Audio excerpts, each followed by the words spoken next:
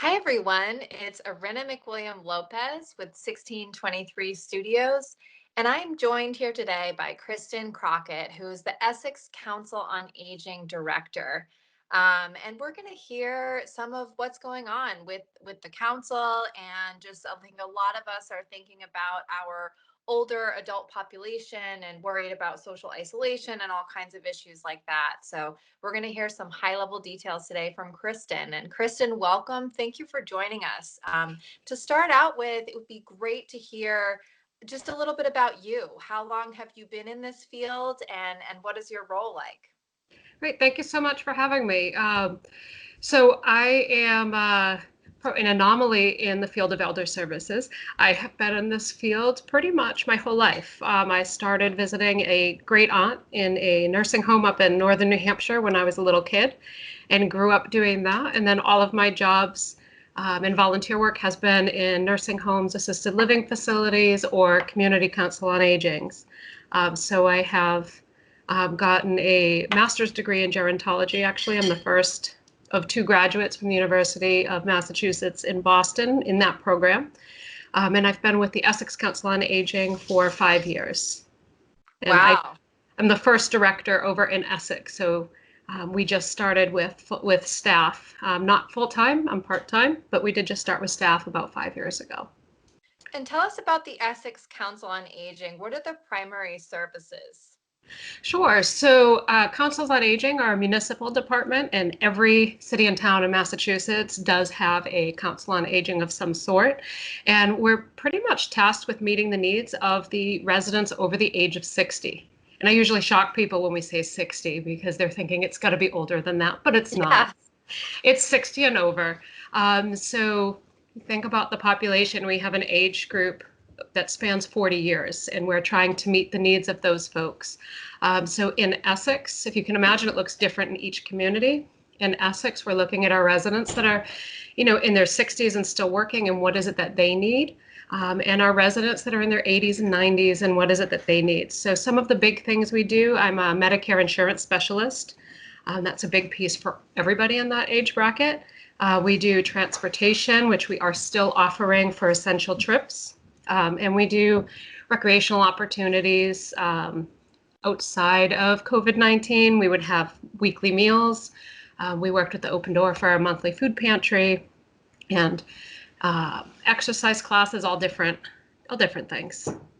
Wow, it sounds like there's a lot there. And so right now, in this time of pandemic and social distancing, and being that it seems to be the data showing that populations of 60 or older are particularly vulnerable, what are the priorities that are rising to the top? So one of the bigger priorities is certainly keeping the people over the age of 60, particularly those with underlying health issues, safe, is making sure that we're getting them the essential items. So food and prescriptions, toilet paper, if we can find that. Yeah. So we have partnered with both Open Door and Accord. We are doing groceries every Friday as a drive-through pickup at the elementary school, where we package up the groceries, we drop it in the trunk, and then we're going out and delivering it to folks who can't get out. One of the other priorities is really, I find it fascinating, having been in this field for a while, is that historically we're mostly concerned with the folks who are isolated and not able to come to the senior center, not able to get out and about. And we know that there are so many people that we don't know who they are. What this has done is kind of flip that over, and now those are the folks that have already been isolated, and it's not as big of a change for them. The folks who are coming to the senior center on a regular basis that now have lost that social support and that structure, they're becoming a priority in a different way, because we're trying to help them navigate through this, because this is very hard. Yeah. So it's really interesting. It's forcing us to kind of think out of the box and look at things in a different way.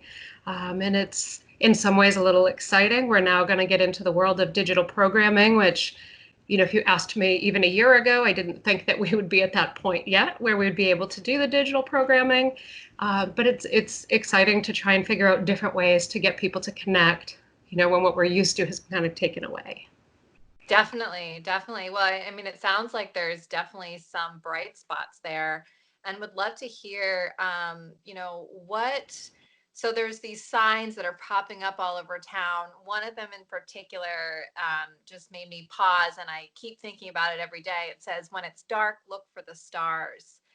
So, what would you say are some stars or bright spots that are popping up? I think you mentioned some of them already, but what stands out to you in terms of just amazing generosity or something really positive that's coming out of this? I think seeing the way that people are using what they have to make the community better during this time has been fantastic.